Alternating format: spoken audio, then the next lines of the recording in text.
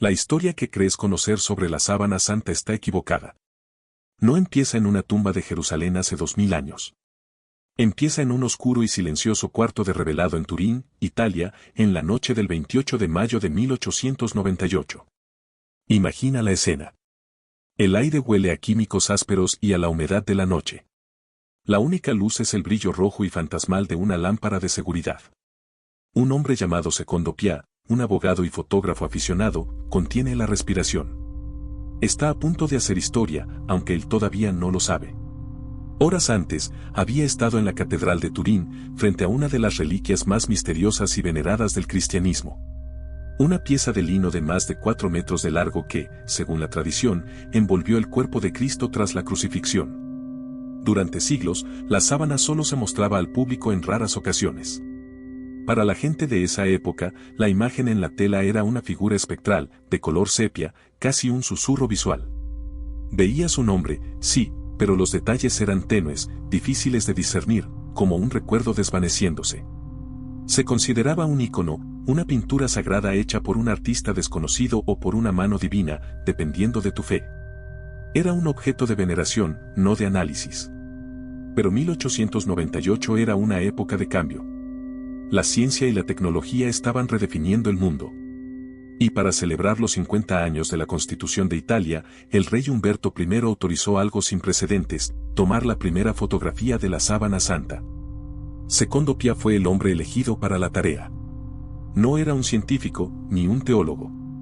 Era un hombre con una cámara, una enorme y pesada caja de madera con un lente de latón y unas placas de vidrio recubiertas de una emulsión sensible a la luz. Su trabajo era simple: documentar, preservar la imagen de la reliquia para la posteridad. Un encargo de prestigio, nada más. Pia montó su equipo frente a la sábana, que colgaba tensa y solemne. El silencio de la catedral era abrumador. Hizo sus cálculos de exposición, abrió el obturador y permitió que la luz que rebotaba en la antigua tela de lino entrara y quemara químicamente la imagen en su placa de vidrio. Luego, con el cuidado de quien transporta un tesoro, llevó las placas a su estudio. Y aquí es donde volvemos a ese cuarto oscuro. Pia sumerge la primera placa de vidrio en la cubeta con el líquido revelador. Es un proceso lento, casi mágico. Él espera ver emerger la imagen que vio en la catedral, esa figura tenue, de color sepia. Pero algo extraño sucede. Mientras la imagen comienza a aparecer en el negativo de vidrio, no es lo que él esperaba. No es para nada lo que él esperaba. Para entender lo que Pia vio, tienes que recordar cómo funciona la fotografía analógica. Un negativo es una inversión de la luz. Las áreas que eran brillantes en la realidad se vuelven oscuras en el negativo, y las áreas que eran oscuras se vuelven brillantes. Si fotografías a una persona con una camisa blanca y cabello negro, en el negativo la camisa se verá negra y el cabello se verá blanco. Es una imagen invertida, un fantasma de la realidad. Pia esperaba ver una versión invertida y confusa de la sábana. Pero a medida que la imagen se solidificaba en el cristal, ante sus ojos apareció algo imposible. La figura en el negativo no era un espectro confuso. Era un retrato. Un retrato claro, detallado y anatómicamente perfecto de un hombre. Las luces y las sombras estaban en su lugar correcto. Las heridas, el cabello, los rasgos del rostro, todo tenía una profundidad y una claridad que la sábana misma no mostraba. Su corazón debió detenerse. Se inclinó sobre la cubeta, bajo la luz roja. Lo que estaba viendo no tenía ningún sentido. La imagen en el negativo de vidrio era una imagen positiva. Era la imagen real. Esto solo podía significar una cosa. Si su negativo fotográfico era una imagen positiva, entonces el objeto que había fotografiado, la sábana santa, tenía que ser un negativo. Piénsalo un segundo. Esa antigua pieza de lino, guardada durante siglos, se comportaba como una placa fotográfica. La información de luces y sombras en la tela estaba codificada a la inversa. Las partes más oscuras de la imagen en la sábana, como las heridas, eran en realidad las áreas con menos información, y las partes más claras eran las que tenían más. Es por eso que al ojo humano siempre le pareció extraña, etérea. Nuestros cerebros no están hechos para interpretar negativos.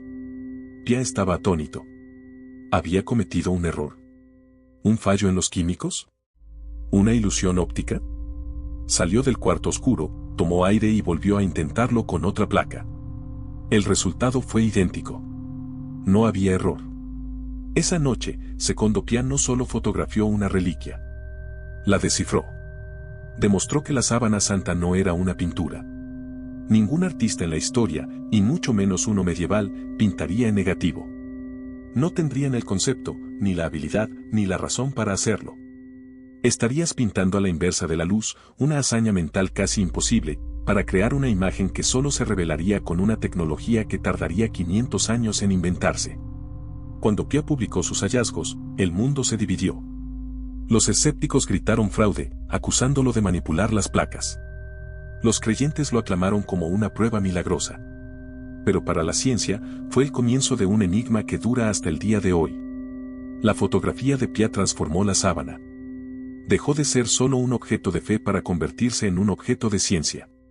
Un artefacto que contenía datos tridimensionales ocultos en una imagen bidimensional.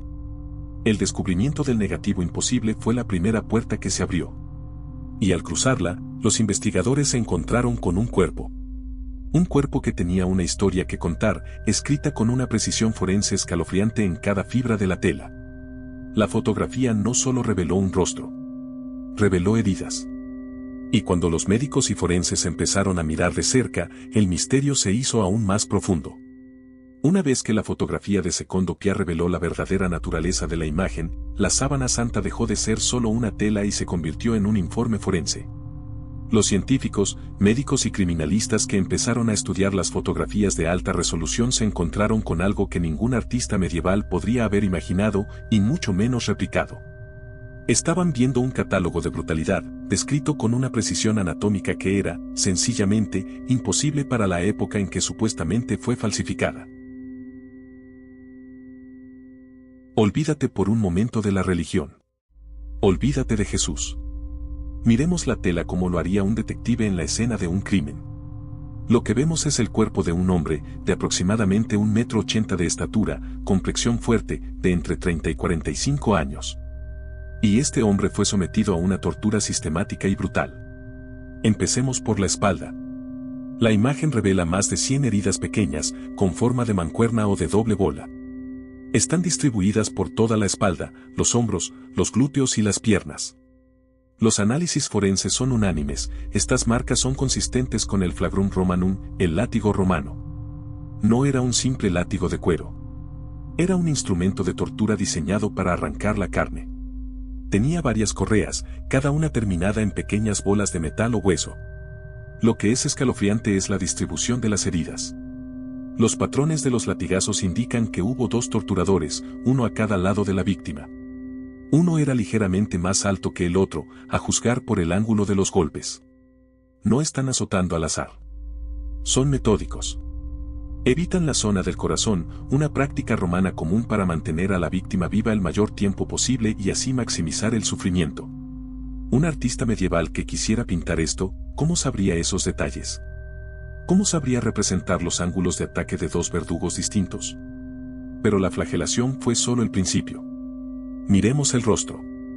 La imagen en negativo muestra un pómulo derecho hinchado, un cartílago nasal roto y una herida sobre la ceja derecha que debió haber sangrado profusamente. Es la cara de un hombre que ha sido golpeado salvajemente. Y luego está la cabeza. Alrededor de la frente y la nuca, vemos múltiples heridas punzantes. No forman una corona de espinas ordenada y delicada, como la que vemos en el arte religioso clásico. Esto es algo mucho más brutal. Es un casquete de espinas, un yelmo entero presionado a la fuerza sobre el cráneo. Los forenses han identificado regueros de sangre que bajan por la frente y el cabello. Y aquí hay un detalle asombroso, los regueros de sangre en la frente siguen caminos diferentes a los de la nuca. Esto se debe a que la sangre de la frente fluyó mientras el hombre estaba de pie, siguiendo la gravedad, mientras que la sangre de la nuca fluyó después, cuando fue colocado en posición horizontal. Además, la sangre en la sábana no es pintura. Es sangre humana real, del tipo AB, un tipo de sangre común en el Medio Oriente pero raro en Europa. Y contiene altos niveles de bilirrubina, una sustancia que el cuerpo libera en grandes cantidades bajo estrés extremo o tortura.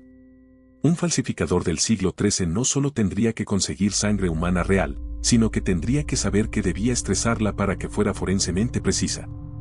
Ahora, las manos y los pies. Aquí es donde el arte cristiano casi siempre se equivoca. Tradicionalmente, a Jesús se le representa con los clavos atravesando las palmas de las manos. Pero la sábana muestra algo diferente. La herida del clavo no está en la palma, sino en la muñeca, en una zona anatómica específica conocida como el espacio de Destot. Un cirujano sabe que si clavas un clavo en la palma de la mano, la carne se desgarraría por el peso del cuerpo. Pero si lo clavas en el espacio de Destot, en la muñeca, el clavo queda anclado por los huesos del carpo y puede sostener el peso de un hombre. Además, al pasar por ese punto, el clavo habría dañado el nervio mediano, lo que provocaría que el pulgar se contrajera violentamente hacia la palma. Si miras de cerca la imagen de la sábana, solo se ven 4 dedos en cada mano. Los pulgares no están visibles. Están exactamente donde la fisiología dice que deberían estar. ¿Quién sabía esto en la Edad Media? El conocimiento detallado de la anatomía de la muñeca no se documentó hasta siglos después. Un artista medieval habría pintado el clavo en la palma, como dictaba la tradición artística y la ignorancia anatómica de la época. Y finalmente, la herida del costado. Entre la quinta y la sexta costilla, hay una herida ovalada, consistente con una lanza romana. De esta herida fluyó un líquido sanguinolento y otro más claro, acuoso. El Evangelio de Juan describe cómo de la herida de Cristo salió sangre y agua. Durante siglos, esto se interpretó de forma simbólica. Pero hoy, la medicina forense sabe que una herida penetrante en el tórax de un cuerpo que ha sufrido un shock hipovolémico y asfixia postural, la causa de muerte en la crucifixión, produciría exactamente eso. Una separación del plasma sanguíneo, el agua, y los glóbulos rojos, la sangre. Cada herida, cada flujo de sangre, cada detalle anatómico en la sábana cuenta la misma historia, una crucifixión romana ejecutada con una precisión brutal y médicamente exacta. No es el Jesús idealizado del arte renacentista. Es la víctima de un sistema de ejecución diseñado por expertos. La pregunta que surgió entonces fue inevitable. ¿Podría un genio desconocido, un Leonardo da Vinci secreto, haber creado esta obra maestra de la falsificación? Un artista con conocimientos de anatomía, patología, hematología y prácticas de tortura romanas que superaban con creces el conocimiento colectivo de su tiempo. Parecía imposible. La evidencia forense era tan abrumadora que muchos científicos estaban convencidos de la autenticidad de la sábana. La imagen era demasiado perfecta, demasiado real. Pero entonces, en la década de los 80, la ciencia moderna decidió que tenía la herramienta definitiva para resolver el caso de una vez por todas. Una prueba que no se basaba en la interpretación de imágenes, sino en la física atómica. La datación por carbono 14. Y su veredicto fue claro, absoluto e inapelable. O eso parecía. La evidencia forense era abrumadora, casi poética. Un cuerpo torturado con precisión romana, una imagen con propiedades fotográficas imposibles. El caso a favor de la autenticidad de la sábana parecía crecer cada año. Pero para la ciencia más dura y escéptica, todo eso era circunstancial. Eran interpretaciones. Y la ciencia no ama las interpretaciones, ama los datos. Ama las respuestas que no se pueden debatir. A finales del siglo XX, la ciencia creía tener esa respuesta. Tenía una bala de plata. Una prueba capaz de viajar en el tiempo y hacerle una sola pregunta a la sábana santa: ¿qué edad tienes? Se llama datación por radiocarbono o carbono 14. El principio es, en teoría, increíblemente simple y elegante. Piensa en ello como un reloj atómico que la naturaleza instala en cada ser vivo. Mientras una planta, como el lino con el que se teje la sábana, está viva, está respirando. Y al respirar, absorbe carbono de la atmósfera. La mayor parte de ese carbono es carbono 12, que es estable. Pero una minúscula fracción, es un isótopo radiactivo llamado carbono 14. La proporción de carbono 12 a carbono 14 en la atmósfera es relativamente constante. Así que, mientras la planta de lino está viva, tiene la misma proporción de carbono 14 que el aire que la rodea. Pero en el momento en que la planta es cosechada, el reloj empieza a correr. La planta deja de absorber carbono. El carbono 12 que tiene se queda ahí, pero el carbono 14, al ser inestable, empieza a decaer. Se descompone a un ritmo perfectamente predecible. Los científicos conocen ese ritmo. Saben que cada 5.730 años, la cantidad de carbono 14 en la muestra se reduce a la mitad. Es lo que se conoce como su vida media. Así que, midiendo cuánto carbono 14 queda en una muestra orgánica, puedes calcular, con una precisión asombrosa, cuándo murió ese organismo. Cuando se cortó el lino. Esta prueba no se preocupa por la anatomía, ni por la teología, ni por la historia del arte. Es física pura. No le importa cómo se hizo la imagen, solo cuando se fabricó la tela. Durante años, el Vaticano se había negado a permitir este tipo de prueba. ¿Por qué? Porque era destructiva. Para realizarla, había que cortar un pedazo de la sábana, quemarlo y analizar los gases. Para muchos, esto era una profanación. Pero la presión del mundo científico fue inmensa. Si la sábana era auténtica, la prueba lo confirmaría. Si era falsa, el debate terminaría para siempre. Finalmente, en 1988, la Iglesia accedió. El 21 de abril de ese año, en la sacristía de la Catedral de Turín, se reunió un grupo de personas bajo una tensión palpable. Estaban los custodios de la sábana, expertos textiles, y los representantes de los laboratorios más prestigiosos del mundo. Con un cuidado quirúrgico, se cortó una pequeña tira de tela de una de las esquinas de la sábana. Una muestra del tamaño de un sello postal. Para garantizar la objetividad, el protocolo era estricto. La muestra se dividió en 3 partes. Cada una fue sellada y entregada a un laboratorio diferente, junto con 2 muestras de control de fecha conocida para asegurar que los equipos estuvieran calibrados. Los laboratorios elegidos eran la élite de la ciencia de la datación, la Universidad de Oxford en Inglaterra, la Universidad de Arizona en Estados Unidos y el Instituto Federal de Tecnología de Zúrich en Suiza. 3 laboratorios de clase mundial. 3 muestras idénticas. 0 comunicación entre ellos. El veredicto sería la suma de sus hallazgos, imparcial e implacable. El mundo esperó. Los meses pasaron mientras los científicos en 3 continentes diferentes realizaban sus mediciones con espectrómetros de masas, contando literalmente los átomos de carbono 14 que quedaban en las fibras de lino. Finalmente, el 13 de octubre de 1988, la espera terminó. El cardenal de Turín convocó una rueda de prensa que fue retransmitida a todo el mundo. El ambiente era solemne. El resultado no se filtró. Todos, creyentes y escépticos, contuvieron la respiración. Y entonces, se leyó el veredicto. Los 3 laboratorios habían llegado, de forma independiente, a la misma conclusión. Sus resultados coincidían casi a la perfección. La tela de la sábana santa no era del siglo I. El reloj atómico había hablado.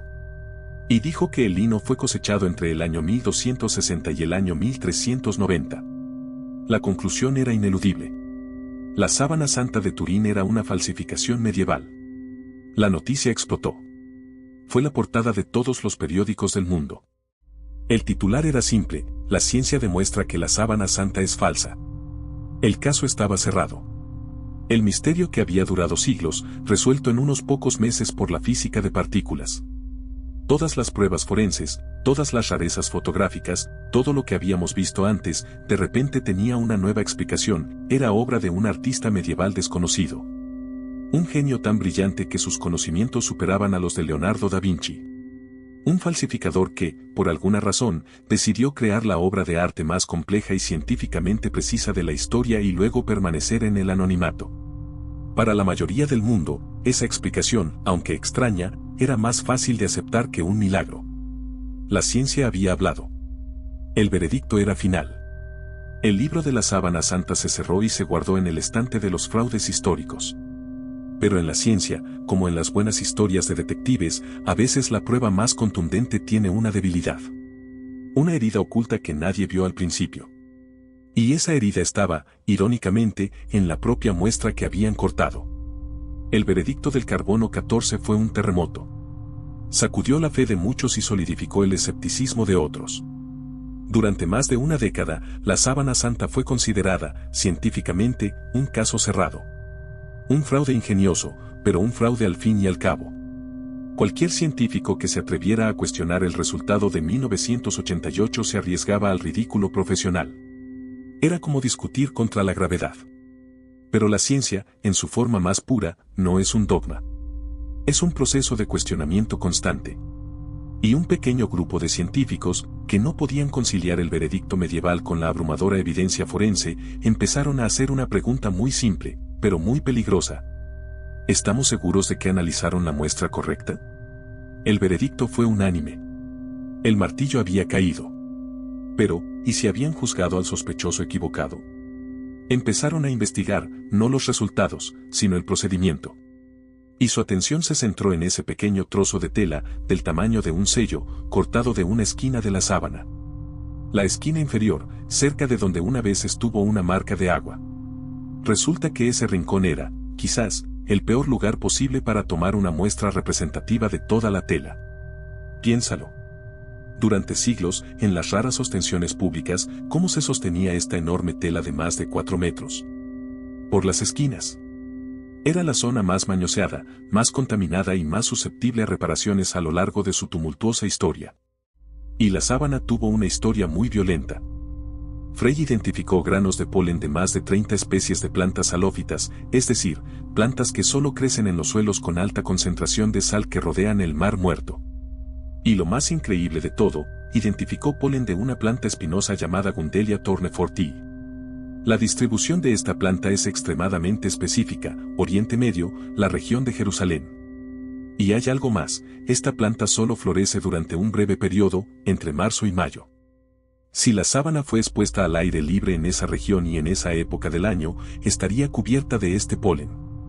Si fue falsificada en una habitación en París en el siglo XIV, la presencia de este polen es inexplicable. Los escépticos, por supuesto, atacaron los hallazgos de Frey. Dijeron que las muestras podrían haberse contaminado. Pero la cantidad y la variedad de polen del desierto eran demasiado altas para ser una simple contaminación accidental de un peregrino o un turista. Para falsificar esto, un artista medieval no solo tendría que ser un genio de la anatomía, sino también un botánico experto con acceso a la flora específica de Jerusalén. Es un nivel de complejidad que roza lo absurdo.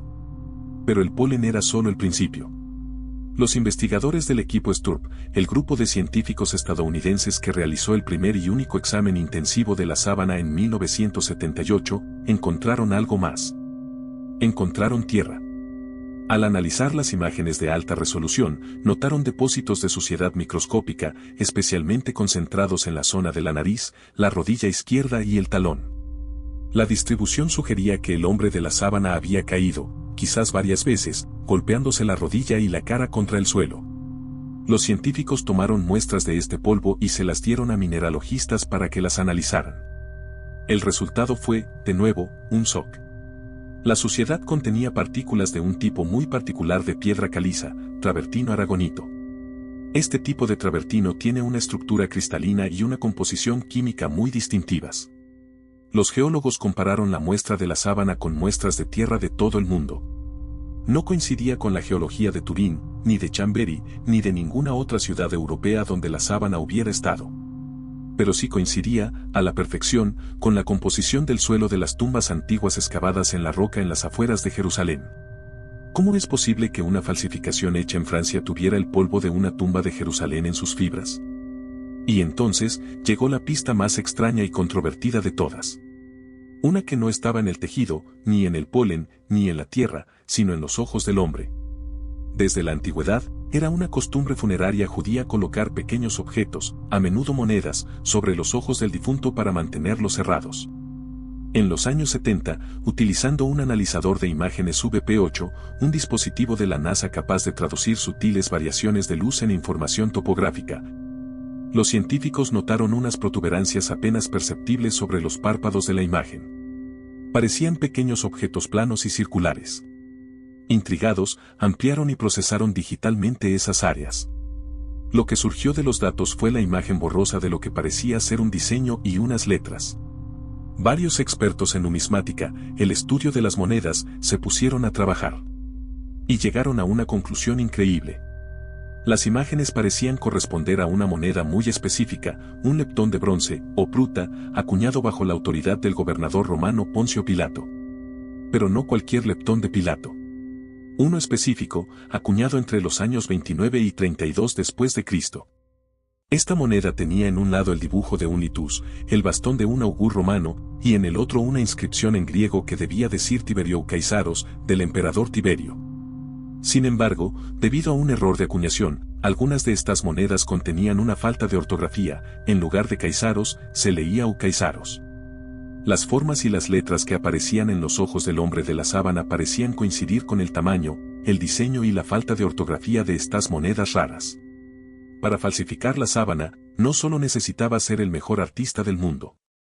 También necesitaba ser un botánico experto, un geólogo y un coleccionista de monedas raras del siglo I, una de las cuales ni siquiera fue catalogada correctamente por los expertos hasta el siglo XX. Las pistas microscópicas apuntan a un lugar y un momento. La anatomía describe un evento. Pero nada de esto responde a la pregunta más grande y más desconcertante de todas. Olvidémonos por un segundo de cuándo y dónde. La verdadera pregunta es, ¿cómo? ¿Cómo se formó esta imagen en la tela?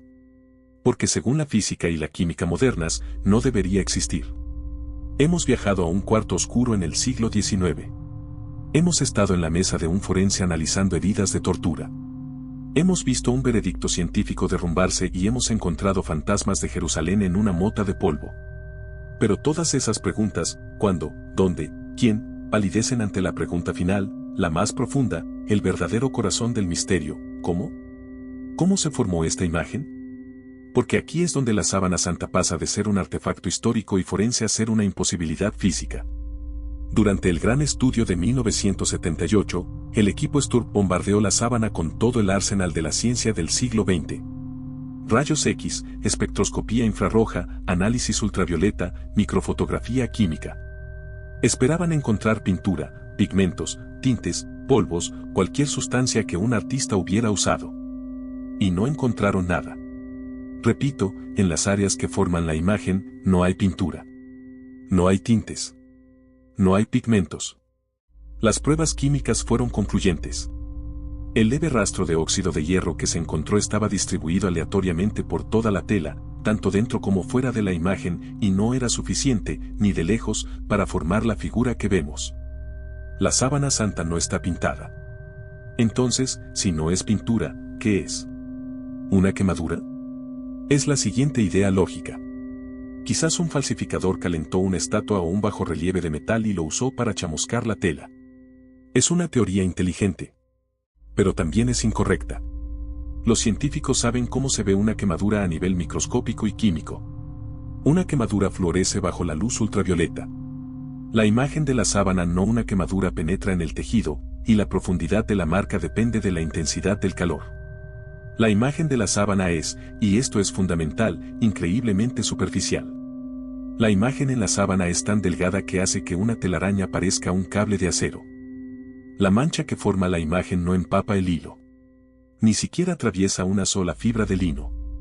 La imagen existe únicamente en la superficie más externa de las fibras superiores del tejido. Estamos hablando de una profundidad de unos 200 nanómetros. Eso es menos de una milésima parte del grosor de un cabello humano. Es tan superficial que la ciencia no puede explicar cómo ninguna sustancia líquida o ningún método de chamuscado podría haberla creado sin penetrar más profundamente en la tela. Entonces, ¿qué es? Los análisis químicos revelaron que la imagen es el resultado de una deshidratación y oxidación de la capa más superficial de las fibras de lino. Es una forma de envejecimiento acelerado.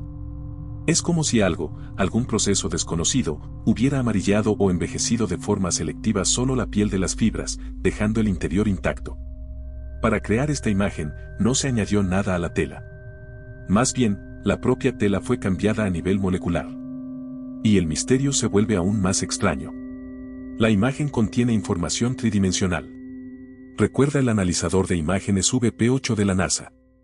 Cuando los científicos introdujeron una fotografía normal en la máquina, el resultado era una imagen 3D distorsionada y sin sentido. Porque en una foto, las luces y las sombras dependen de la dirección de la luz.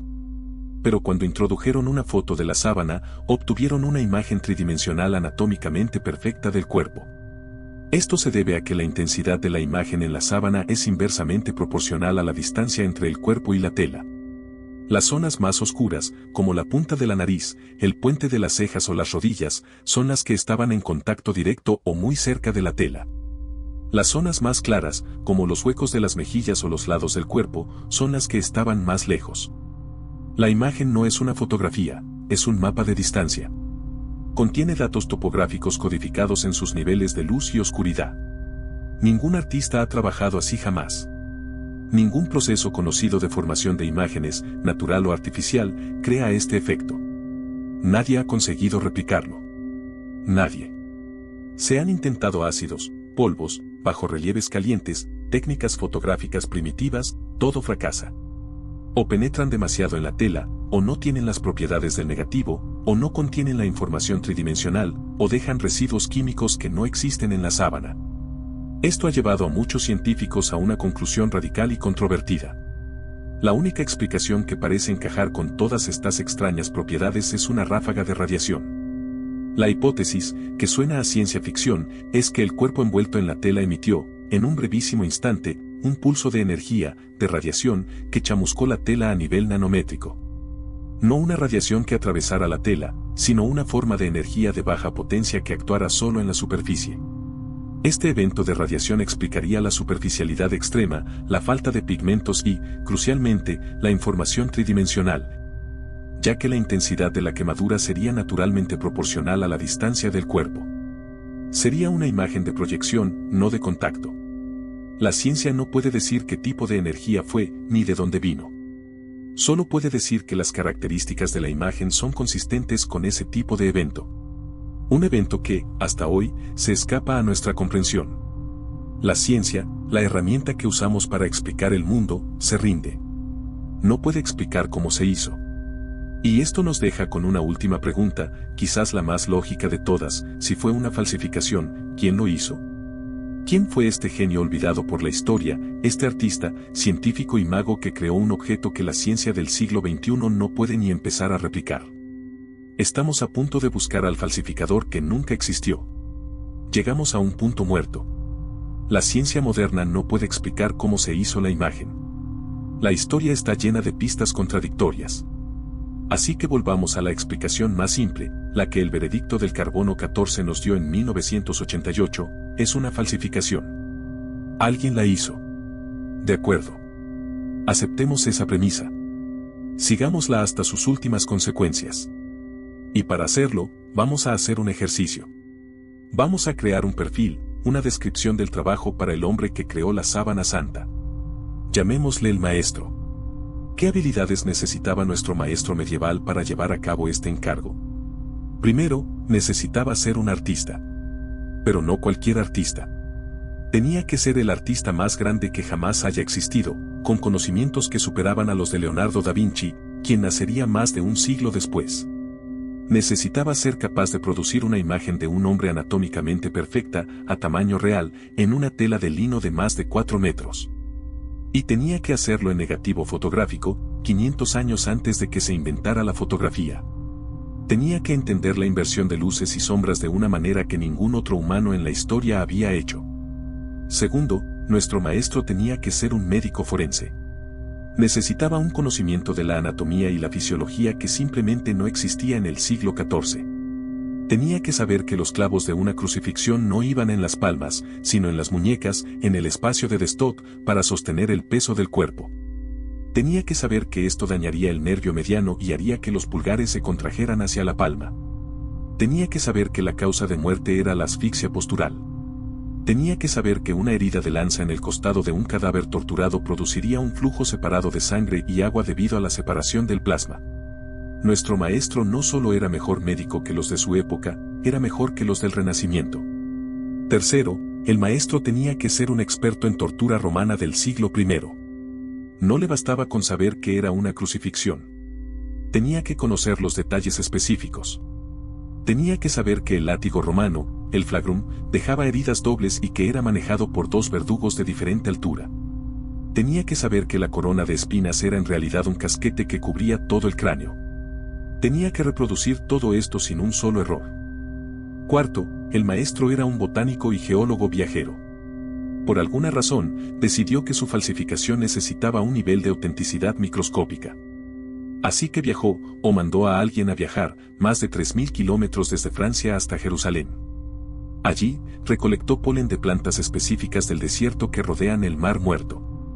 Luego fue a las antiguas tumbas de la ciudad para recoger muestras de un tipo muy específico de polvo de piedra caliza. Y luego, de alguna manera, impregnó su obra con este polvo y este polen de una forma tan sutil que solo serían descubiertos con los microscopios del siglo XX. Quinto, nuestro maestro era también un numismático de clase mundial, un experto en monedas antiguas. Decidió que su obra maestra necesitaba un detalle que nadie, absolutamente nadie, podría apreciar durante 600 años. Consiguió una moneda de bronce extremadamente rara, un leptón de Poncio Pilato acuñado con una falta de ortografía, y desarrolló un método para transferir su débil imagen a los párpados de su figura. Y por último, y esto es lo más increíble de todo, nuestro maestro era un físico nuclear adelantado a su tiempo. Porque después de reunir todo este conocimiento imposible, se enfrentó a su mayor desafío, crear la imagen. No usó pintura, ni pigmentos. No usó un bajorrelieve caliente. Inventó un método, completamente desconocido para la ciencia actual, para oxidar y deshidratar la capa más superficial de una tela de lino, con una profundidad de 200 nanómetros. Este método tenía que codificar información tridimensional y proyectar la imagen sin contacto directo. En esencia, tuvo que simular los efectos de una ráfaga de radiación de bajo nivel, 600 años antes de que la humanidad descubriera el átomo. Leonardo da Vinci pintó la Mona Lisa. Nuestro maestro pintó un mapa topográfico en negativo usando una energía desconocida. Y ahora, la parte más extraña. Después de completar esta obra, que requería el conocimiento combinado de un artista, un médico, un historiador, un botánico, un geólogo y un físico del futuro, este genio absoluto, el hombre más brillante de la historia de la humanidad, hizo dos cosas. 1. Decidió permanecer en el más completo anonimato. No firmó su obra. No se jactó de ella. No dejó ni un solo boceto, ni una sola nota. Simplemente, se desvaneció de la historia. 2. Nunca volvió a crear nada. El genio que superó a Da Vinci aparentemente solo tuvo una idea en su vida. La lógica empieza a romperse. La existencia de este falsificador es una paradoja. La hipótesis del maestro no resuelve el misterio, lo hace más grande. Nos obliga a creer en un fantasma, en un genio sobrehumano que trabajó con una precisión y un conocimiento imposibles para su tiempo con el único propósito de crear un engaño que nadie podría descifrar durante medio milenio. Si el falsificador es una imposibilidad lógica, ¿qué nos queda? Nos queda la tela.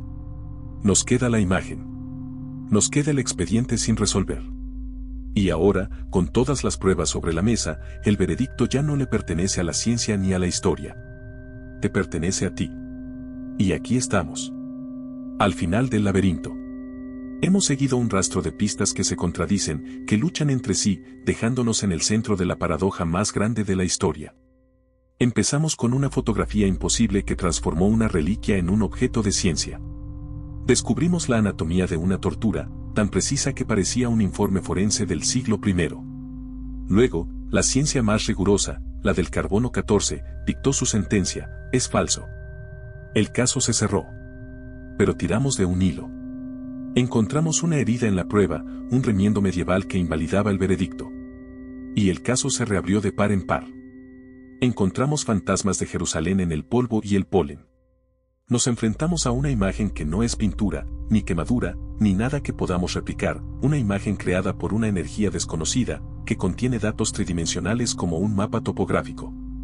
Finalmente, buscamos al genio que pudo haberla falsificado, y nos encontramos con un perfil imposible, un superhombre que debía saberlo todo, desde botánica hasta física de partículas, y que luego desapareció sin dejar rastro.